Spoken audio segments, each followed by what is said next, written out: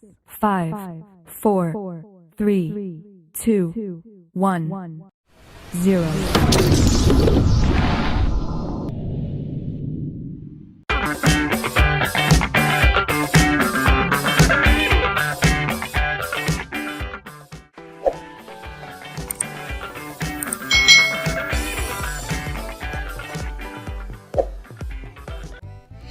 Hai,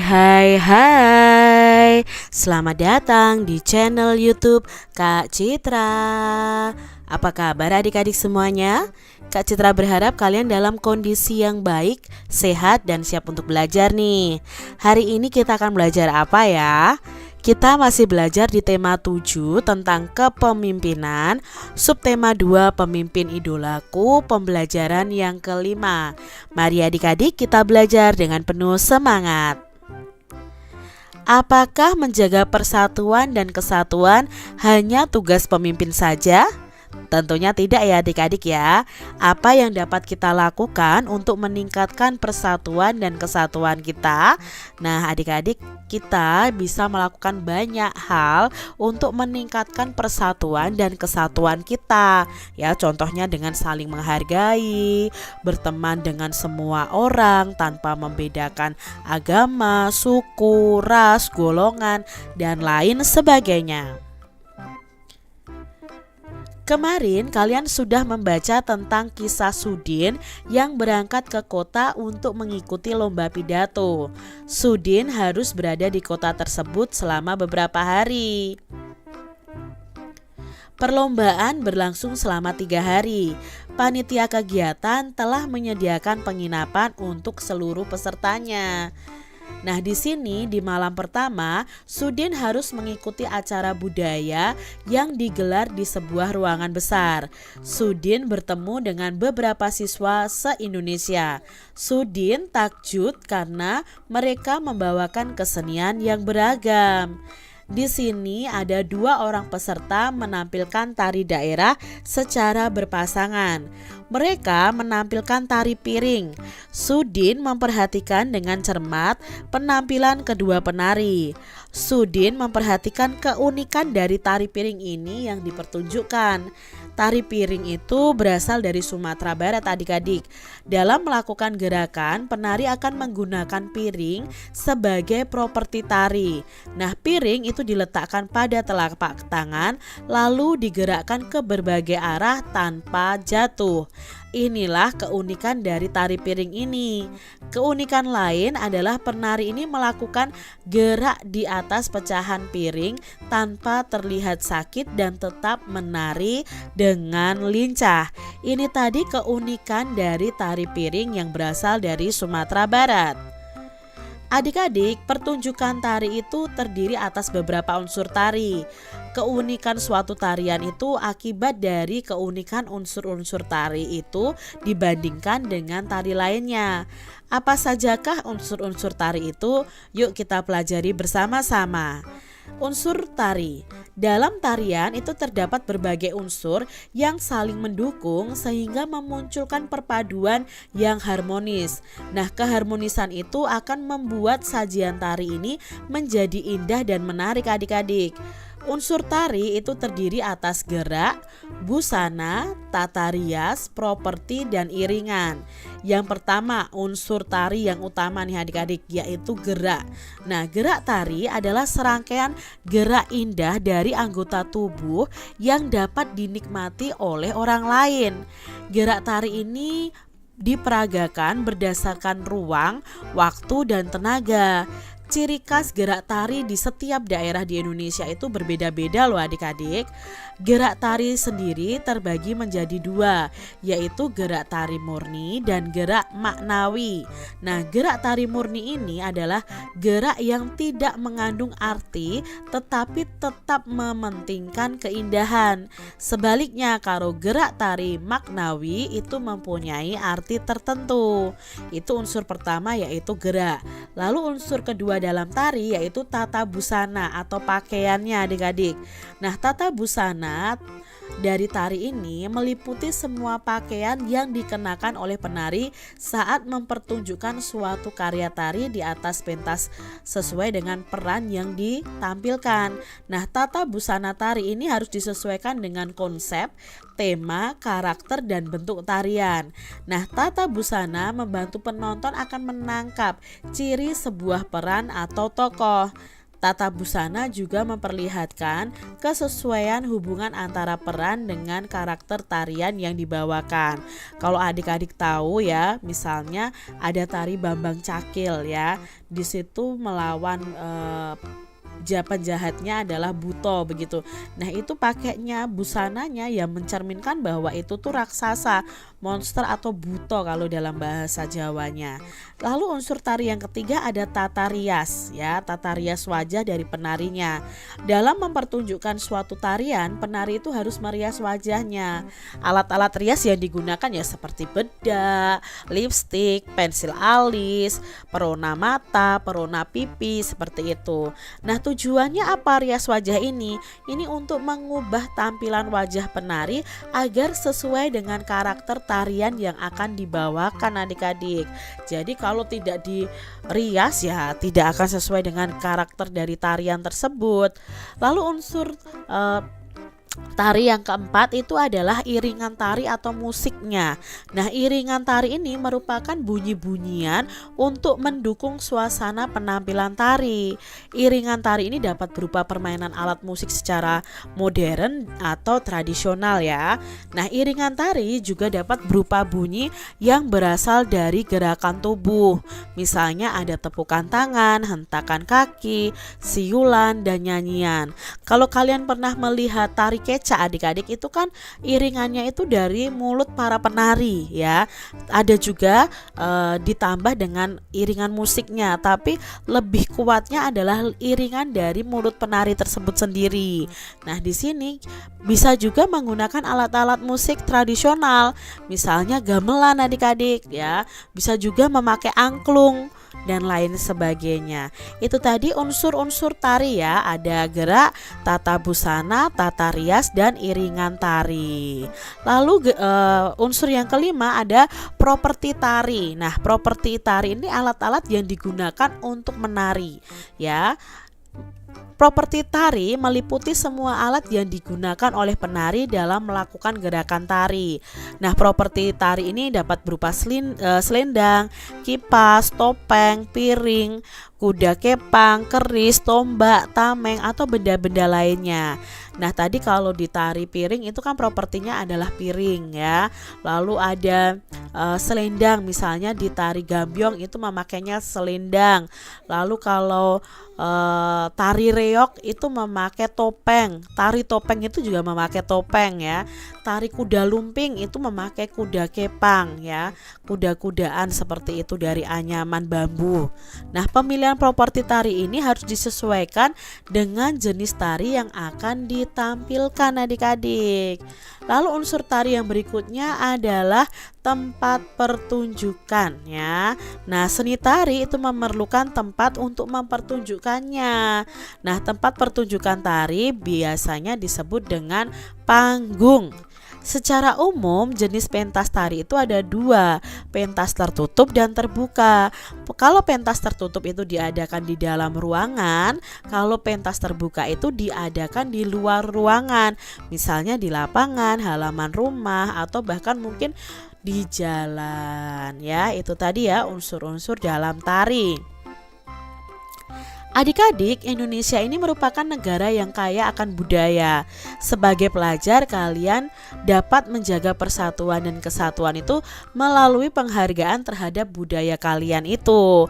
Ya, budaya tersebut harus kita jaga. Nah, mengapresiasi salah satu lagu daerah seperti yang dilakukan Sudin tadi ya, merupakan salah satu bentuk menjaga persatuan dan kesatuan. Nah, semangat bermusyawarah untuk mufakat yang telah dilakukan oleh warga sekolah Sudin merupakan pencerminan dari pengamalan sila keempat Pancasila, yaitu kerakyatan yang dipimpin oleh hikmat kebijaksanaan dalam permusyawaratan perwakilan. Adik-adik pasti masih ingat ya tentang nilai-nilai dari sila keempat Pancasila. Adik-adik, di sini ada contoh-contoh kegiatan bermusyawarah di lingkungan sekitar kita. Nah, di sini contoh kegiatan bermusyawarah yang semangat kekeluargaannya adalah menjenguk teman sakit, menerima keputusan penetapan ketua kelas, turut serta aktif membantu acara kegiatan warga. Itu harus dengan semangat kekeluargaan. Nah, contoh bermusyawarah di sini adalah berdiskusi menentukan siapa yang berangkat ke rumah sakit untuk menjenguk temannya, lalu bermusyawarah dalam menentukan ketua kelas, menentukan pembagian tugas acara agar kegiatan warga ini dapat berjalan dengan baik. Lalu gotong royongnya apa? Oh, ketika teman kita yang sakit, ya kita membawakan makanan yang dibawa saat untuk menjenguk teman kita yang sakit. Lalu gotong royongnya apa dalam pemilihan ketua kelas? Nah, bisa dengan pemilihan ketua kelas itu dilakukan bersama-sama dengan satu kelas tersebut. Lalu gotong royongnya untuk membantu acara kegiatan warga, kalian bisa mendirikan atau ikut mempersiapkan tempat acara kegiatan warga berlangsung. Adik-adik, dalam kehidupanmu di sekolah, musyawarah itu sangat penting. Kalian bisa bermusyawarah dalam berbagai kegiatan. Namun ada kalanya kalian tidak dapat melakukannya dengan musyawarah. Nah, salah satu contoh kita tidak boleh bermusyawarah itu adalah mengerjakan tes atau ujian. Nah, itu kalau ujian kita tidak boleh bermusyawarah. Di sini ada kegiatan yang dapat dilakukan dengan musyawarah dan kegiatan yang harus dikerjakan sendiri tanpa dilakukannya musyawarah. Contoh kegiatan yang dilakukan dengan musyawarah adalah menentukan ketua kelas, menentukan pembagian piket kelas, merencanakan acara lomba 17-an, membuat kelompok kerja siswa atau membuat tugas kelompok. Itu harus dilakukan dengan musyawarah.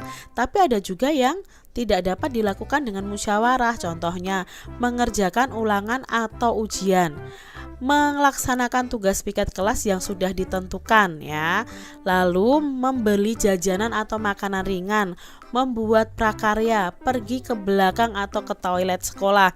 Itu tidak bisa dilakukan dengan musyawarah. Itu harus dikerjakan sendiri-sendiri. Kamu mau ke belakang, mau buang air kecil, tidak perlu bermusyawarah dengan teman-teman. Itu adalah kegiatan yang bisa kalian lakukan sendiri. Nah, di sini ada bacaan tentang pemimpin idola, pemimpin yang jujur.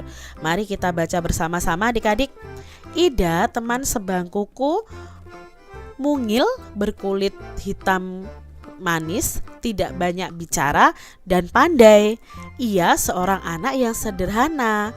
Ayahnya sudah lama meninggal. Ia hidup bersama ibu dan adiknya. Ida anak yang sangat pandai. Nilai-nilainya yang selalu bagus memberinya kesempatan meneruskan sekolah tanpa biaya. Semua buku pelajaran dan perlengkapan ditanggung oleh sekolah. Ida tak pernah malu adik-adik dengan kondisi keluarganya. Bahkan ia semakin rajin belajar dan terus berprestasi. Ida juga selalu menjadi tempat bertanya jika teman-temannya ini mengalami kesulitan dalam pelajaran. Teman-teman memilih Ida sebagai ketua kelas karena pandai, tenang, dapat berkomunikasi dengan baik, serta mampu menjaga ketertiban kelas menjadi modal utamanya. Hari ini Ibu Tati mengingatkan tentang ulangan matematika. Sebagian siswa tidak siap adik-adik, termasuk Gugut, si jagoan bola yang duduk di belakang kami. Waduh, saya belum belajar Bu. Kemarin saya seharian bermain bola sampai sore. Pulang ke rumah langsung tidur Bu, protesnya. Ulangan tetap berlangsung, Gugutnya resah adik-adik. Ia menengok ke kiri dan ke kanan. Tiba-tiba ditendangnya tuh kursi Ida dari belakang. "Shh, Ida, bantu aku dong. Geser sedikit ke kiri agar aku bisa melihat jawaban di kertas ulanganmu," pinta Gugut. Ida tidak bergeming adik-adik. Ia hanya menggelengkan kepala pelan tanpa menengok ke belakang. Gugut mengganggunya lagi. "Ayo dong Ida, sekali ini saja. Nanti aku beri kamu uang 10.000 rupiah. Kamu bisa jajan kue di kantin," rayunya. Gugut tahu benar Ida itu tidak pernah jajan di kantin.